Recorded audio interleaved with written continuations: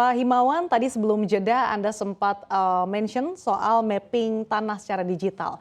Boleh Pak dielaborasikan sejauh ini progresnya seperti apa dan kapan nih Pak targetnya terkait dengan mapping tanah digital ini akan rampung supaya bisa meminimalisir resiko-resiko penyelewengan yang mungkin terjadi? Ya, terima kasih Mbak Sasa. Jadi kita sedang melakukan program yang pertama kita sebut dengan pendaftaran tanah sistematik lengkap. Jadi seluruh bidang tanah yang ada di Indonesia ini kurang lebih sekitar 100, sementara ini data yang kita peroleh adalah 126 juta bidang. Dari 126 juta bidang itu sudah 90-an juta bidang yang kita petakan dan kita daftarkan. Dan ini terus akan kita lakukan. Saat ini teknologi pengukuran, teknologi pemetaan itu sudah menggunakan teknologi yang terbaru dan tercanggih. Sehingga hasil data pengukuran dan pemetaan tersebut sudah bisa diupload ke dalam sistem GeoKKP kita. Sehingga baik data-data spasial ataupun data-data gambar ukurnya, data apa dan sebagainya itu sudah koordinatnya itu sudah bisa terdeteksi atau dengan secara digital ya, artinya karena tersambung oleh ke satelit sehingga dari sisi itu posisi itu kita akan bisa mengukurnya dengan tingkat akurasi yang baik. Nah, seluruh peta bidang yang kita daftarkan yang setelah lengkap data yuridisnya maka dikeluarkan sertifikat. Jadi seluruhnya disisir sampai nantinya kita 2024 seluruh bidang tanah harus terpetakan seluruhnya. Nah, bagi yang mereka melengkapi data yuridisnya dengan lengkap, kita keluarkan sertifikat. Nah, sertifikat ini dikeluarkan apabila data-data yuridisnya didukung ada. Nah, semua baik data yuridis, data peta bidang, data apa, seluruhnya dialih mediakan ke dalam data digital. Oke, artinya Yang saat selain ini sertifikat ada. fisik ini juga ada sertifikat digital ya Pak. Tapi kalau untuk sertifikat fisik ini cara masyarakat untuk mengeceknya seperti apa? Gini, sebenarnya kan sertifikat itu kan produk yang dipegang oleh masyarakat. Jadi secara sistem, di sistem kita itu kan seluruhnya sudah ada ibaratnya dokumen-dokumen, baik itu dokumen buku tanah maupun dokumen warkah yang lain, maupun hasil gambar ukur yang ada.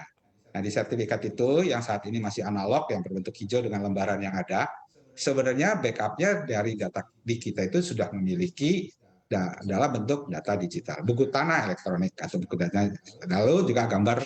Nah, ini yang akan terus kita maintain sehingga nanti pada saat mungkin sertifikat tersebut mau dirubah menjadi satu lembar kah dengan data hologram atau mau dirubah hanya cuma di print out saja karena sudah bisa menggunakan sistem sertifikat elektronik sehingga yang paling utama adalah sistem kita. Nah, tapi ini kan masyarakat mungkin masih membutuhkan sesuatu yang physical evidence ya sehingga kita masih memprovide sertifikat yang tapi sekarang ke depan instansi pemerintah ini akan kita kasih yang sudah sertifikat digital. Jadi dia bisa print out saja, bisa kasih dan sebagainya, tapi seluruhnya ketimbang instansi tersebut harus menumpuk semua dokumen warkahnya. Jadi itu yang mungkin kita mulai dengan instansi pemerintah, nanti badan usaha, baru nantinya ke arah masyarakat mungkin setelah seluruh data-data digital baik analog baik spasial maupun tekstualnya kita validasi, kita masukkan ke dalam digital. Jadi yang paling utama adalah validasi. Oke. Divalidasi dengan baik masuk ke dalam sistem GeoKKP kita. Oh, tapi di lapangan masih banyak yang mengatakan kalau terkait dengan verifikasi tanah secara digital ini masih dinilai lamban Pak Himawan. Tanggapan Anda seperti apa? Oh gini, dulu memang ada sempat kita sistem pengecekan elektronik ya. Pengecekan elektronik yang kita pass through saja, jadi orang bisa itu. Tetapi ternyata ada beberapa yang kadang sistemnya bisa lolos ya. Sehingga sekarang kita ada sedikit verifikasi, yaitu divalidasi sehingga tidak terjadi adanya kesalahan. Nah, sehingga sekarang tapi prosesnya ke waktu itu sempat kita bicara dengan perbankan, kok proses agak lambat. Tapi sekarang kita udah ukur SLA-nya dan berjalan dengan baik. Saya tanya dengan semua dunia perbankan, proses hak tanggungan elektronik berjalan lancar. Dan dengan aman, secure, dan saat ini sudah pengecekan bisa dilakukan dengan cukup melalui pengecekan elektronik dengan baik.